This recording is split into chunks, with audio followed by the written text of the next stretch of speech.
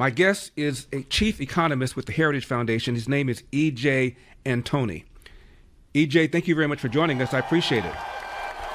No, Larry, my pleasure. Thank you for having me. Now, E.J., before we get into this big rate cut announcement that will take place tomorrow, I want you to listen to this little fragment from former President Joe Biden yesterday, number 101. You've heard me say before, my dad used to say, it's all about can you look your child in the eye and say it's going to be okay. That's what we worked so damn hard to do during my administration. In those 4 years, we created 16 million new jobs. Unemployment dropped. Unemployment dropped to a 50-year low. We lowered the price of everything from health care to cost of college to junk fees and airline tickets and credit cards. We made a lot of progress. We had so much more we had to do to make life affordable for every American. Now, E.J., maybe I just have diminished memory, but as I recall, 2/3 of Americans felt we were on the wrong track. Average 5% inflation every single year of the Biden administration. Average family of four spent $1,100 a month more for the same goods and services as that family spent the first year of the Biden administration. He says he lowered the cost of virtually everything.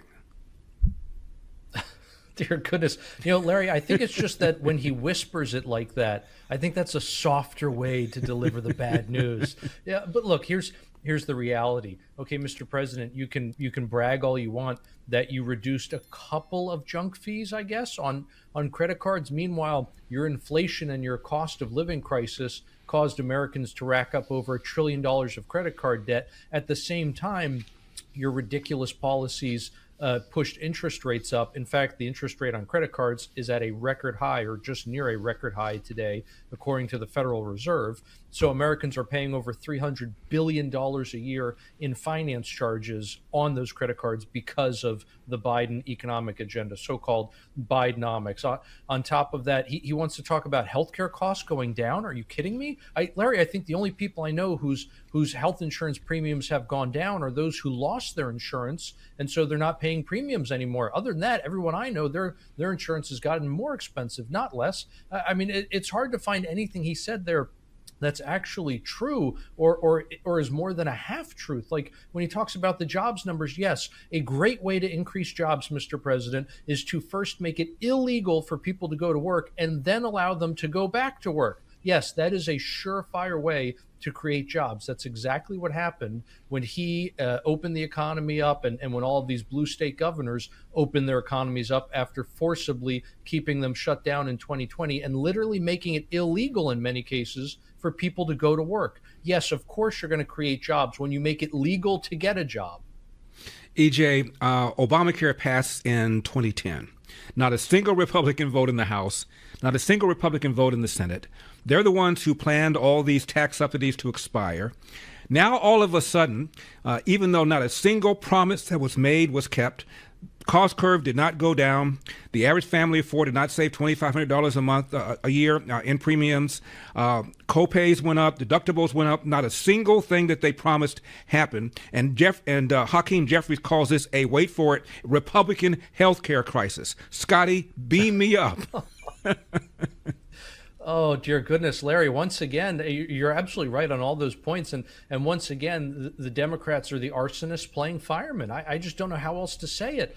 I mean, look, these are the people who were the architects of this disaster. It's a financial disaster, an economic disaster. It's a health disaster. How many people can't get actual, I don't care about coverage, I care about care. How many people cannot get health care? Sure, they technically have insurance, but it's one of these ridiculous programs through the exchange where they pay, sometimes tens of thousands of dollars a year for a family between not just the premiums, but then also the deductible. So a family might be out $40, $50, sometimes $60,000 before they actually get the insurance to cover anything. That's not care. Sure, you can call it insurance, I get that, but again, that's not health care. And on top of that, I would just like to throw on a couple of other broken promises. Remember, if you like your plan, you can keep it. Yeah. No, turns out that wasn't true. They literally made a lot of plans illegal. And you remember, if you like your doctor, you can keep your doctor. No, again, they literally made it illegal in many cases. And that's why increasingly you're seeing folks just essentially going lingo as the going naked, according to the industry lingo, where they literally, Larry, don't even bother getting insurance because it's so expensive. They just pay cash for everything and keep their fingers crossed that they don't have some kind of catastrophe. EJ, we just have 60 seconds left in this segment. The president has called the so-called affordability crisis a hoax. However, polls show something like 76% of Americans believe that the economy is only fair or poor. What's the disconnect? I think the disconnect here is the president needs to make a distinction between the affordability crisis and the Democrats' talking points on the affordability crisis. When the Democrats say, oh, this is all President Trump's mess. Where were you for the last 4 years when we had an affordability crisis? Yes, those talking points, that point of view, that's a hoax. Those so-called facts are not true. But to say that what the pain the American people are going through is a hoax, no, that's very, very real, just like it was real last year, the year before that, 2 years prior. My guest is economist E.J. Antoni with the Heritage Foundation. E.J., when we come back, I'm going to talk to you about the numbers over Thanksgiving spending, Black Friday, Cyber Monday. It suggests to me that maybe, just maybe, the affordability crisis is not exactly an affordability crisis. All of this and more with economist E.J. Antoni. Please don't go away.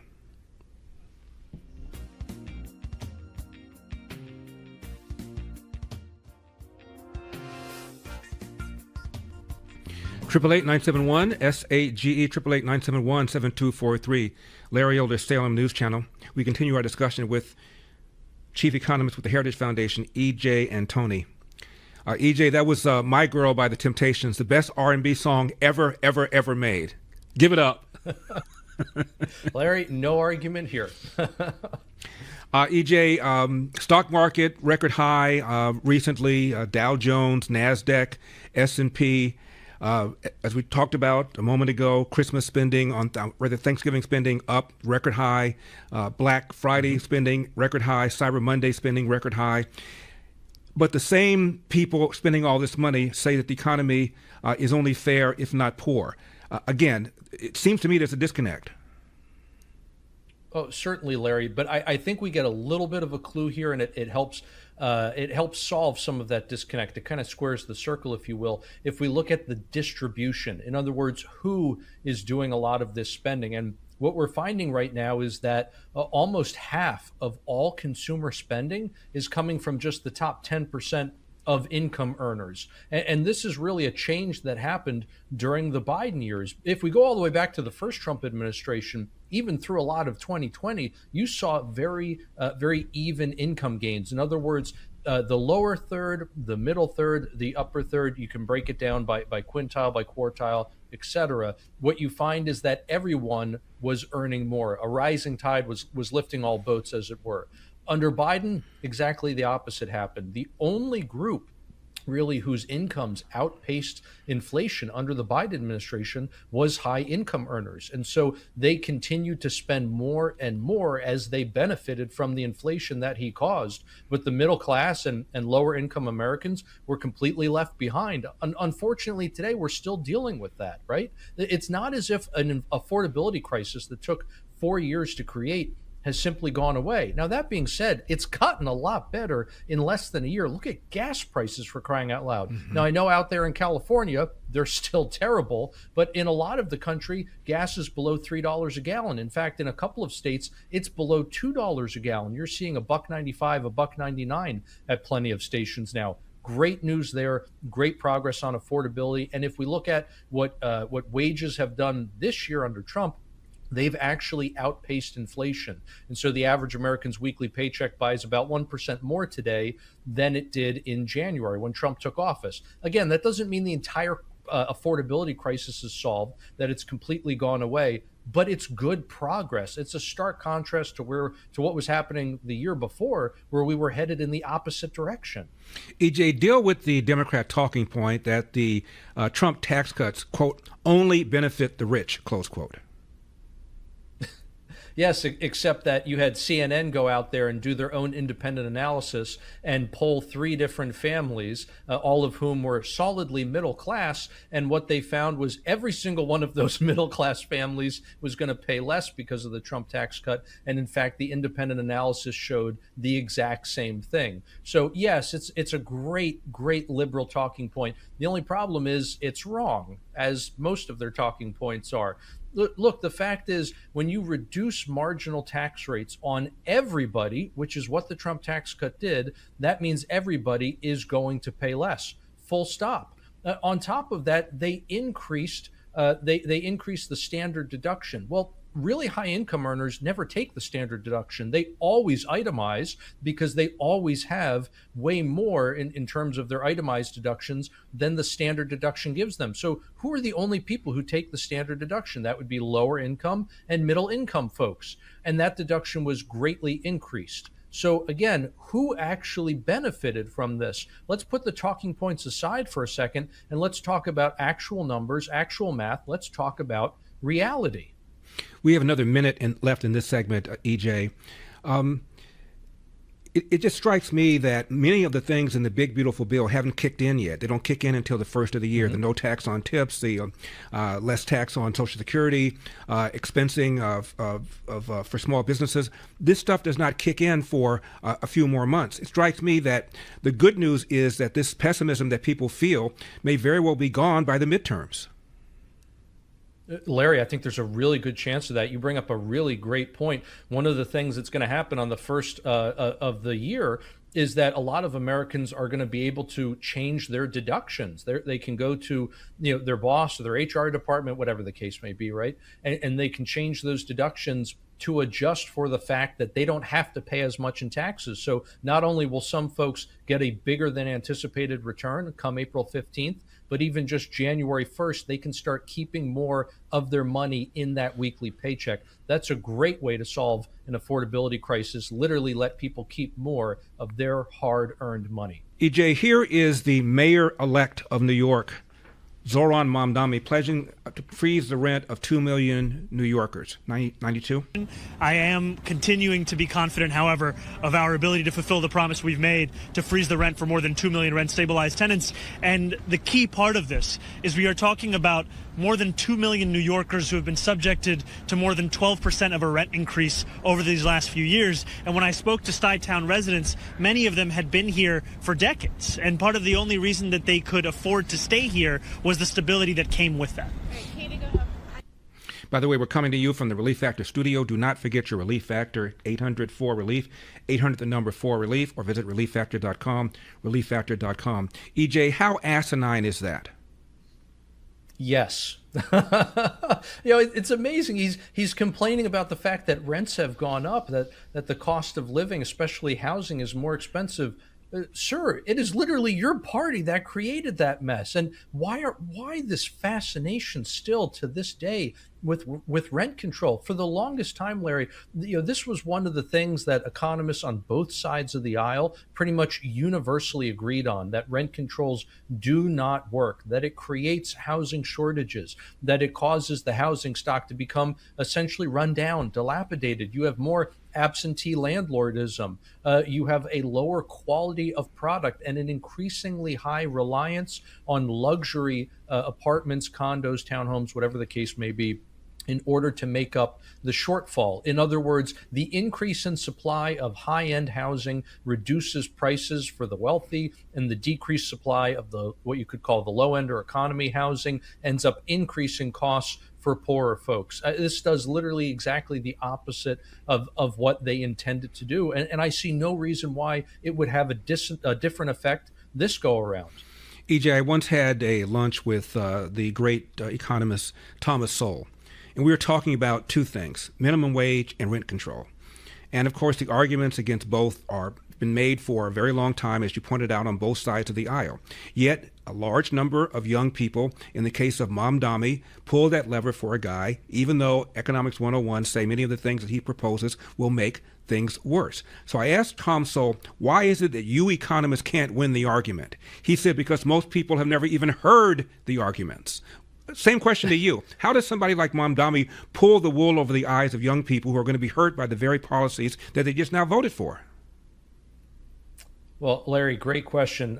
Look, there's no way I'm going to be able to outdo, one of my heroes as well, Tom Sowell. The reason he was the reason I went and got my PhD, Wow. actually. Wow. But I would say that instead of taking Econ 101, a lot of these folks took Gender Studies 101 or Women's Studies 101 or you name it, something that ends in the word studies, which means it's useless, right? And there's no actual real world knowledge in it. And so these are folks who don't understand basic economics. They don't understand supply chains. They don't understand infrastructure. They have absolutely no idea when they turn on their heat, how the natural gas got piped to their apartment. When they turn on a light switch, how the electricity got there. When they open the tap, they have no idea how or why the water is running hot or cold. I mean, these people are totally disconnected with how our society actually functions. In other words, the mechanics that are operating behind the scene, whether those are the laws of physics or the laws of economics, they don't understand these things because their heads have been filled with liberal talking points and mush for 4 years. And sadly, a lot of them went $250,000 into debt to get that nonsense. EJ, tomorrow, a big announcement on a interest rate. There may be a cut. There may not be a cut. First, give us a tutorial on what the Federal Reserve Board does. So we have within the Federal Reserve, you have the Federal Open Market Committee. So this consists of the members of the Board of Governors and also a rotating group of the heads, the presidents of the regional Federal Reserve banks. And these folks get together and they vote on what to do in terms of monetary policy. And that includes setting a benchmark interest rate called the Fed funds rate. Really, it's a range, and they try to keep the rate every day within that range of about a quarter of a percentage point. And it's very likely that they are going to cut that rate by a quarter of a percentage point in this week, essentially. But I think we're taking our eye off the prize, so to speak, if that's all we pay attention to, because we have this concept of the Fed has this ability to turn the dials everywhere and change interest rates throughout the whole economy. That's really not the case. This Fed funds rate is a rate that they try to influence, but there are other influences upon real world interest rates, like the 30-year mortgage, like the rate on let's say the yield on the 10-year treasury. These rates are actually much more important for consumers because they will have a much more direct impact on what I pay every day in terms of finance costs. And if we go back to this time a year ago when the Fed cut rates, back then they were doing it clearly for political purposes, trying to get their preferred candidate across the finish line in November.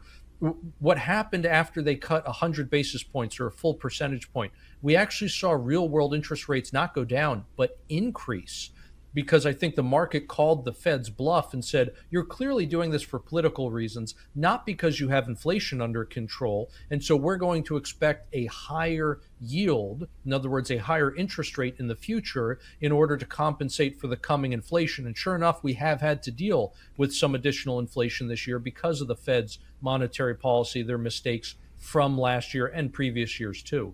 So the thing I'm really looking at, Larry, is when are they going to start talking about quantitative easing, which is a euphemism for printing money, basically. They already ended the quantitative tightening, which is how they extinguish money. They get rid of excess money they've already created. But very soon we're likely to hear about them talking about creating money yet again. And that's going to be very difficult for the Trump administration to deal with, because now you'll have a essentially upward pressure on prices that's going to counter a lot of the downward pressure the Trump administration has already put on prices with the pro-energy agenda, with the deregulatory agenda. Those are pro-growth policies that are also going to help put downward pressure on prices. But the Fed going back to the money printer, that's going to have the opposite effect. Unfortunately, that's going to put upward pressure on prices again. EJ, we have only a few seconds left. Real quickly, I need a one-word answer if you can do it. Trump's been putting a lot of pressure on the Fed to cut rates. Is it a good thing or a bad thing for a president to pressure the Federal Reserve? Either way. I see no problem with it. Why should the Fed not be held accountable? President Trump announced $12 trillion for farmers.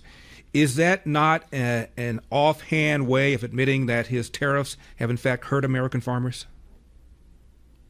Well, Larry, this is part of the problem when you have these big changes, I think, in government policy. At the end of the day, you need some kind of, I would call it a bridge mechanism, maybe, to get from point A to point B. Look, it's not as if you can instantly change a foreign government's purchasing, like China, how much soybean they're going to buy, for example. It's not as if you can instantly build a factory here in the United States. And so I think what the president is trying to do here is, again, provide a kind of bridge mechanism to get these people through until the effects of the tariffs, the positive effects, actually kick in. So I think the way they want to think of this is essentially as a kind of investment that will hopefully pay off in the future. I'm not saying it's right or wrong. I'm not saying the whole tariff policy is the right way to do this or not. I'm simply saying that in order for the president to get all of the changes he wants within the economy, there's going to be short-term pain and long-term gain. And so this is a way I think that they're trying to smooth over that short-term pain. Hopefully it works. Mm-hmm. I must say, when President Trump announced the tariffs, Liberation Day, I agreed with a lot of economists who thought gloom and doom. I was dead wrong, and he has masterfully, in my opinion, gotten some of our trading partners to lower their tariffs against us, many of whom have admitted that we've been taken advantage of for decades.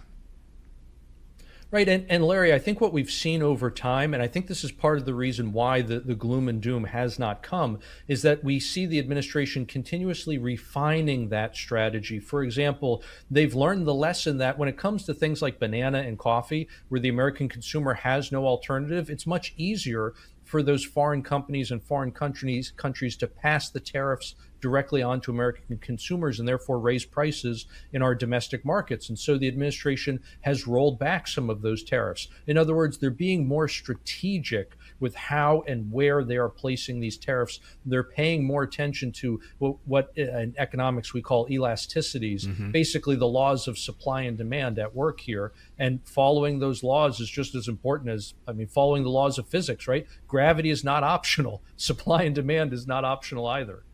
We have had President Trump 2.0 now for 10, 11 months.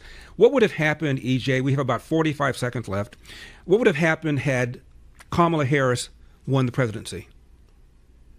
Oh, dear goodness. Biden 2.0. Look at how bad everything got under Biden. Look at how unaffordable life got. Look at how big our debt got. Imagine all of that on steroids. Kamala Harris was a lot of things. Intelligent was not one of them. That's something where I think a person like Hillary Clinton, I would give her a lot more credit than I would someone like Biden. Certainly not Kamala. All I can say is things would have been much, much worse. EJ Antoni, Chief Economist, Heritage Foundation. EJ, thank you so much. I appreciate it. My pleasure, Larry. Thank you for having me. You got it.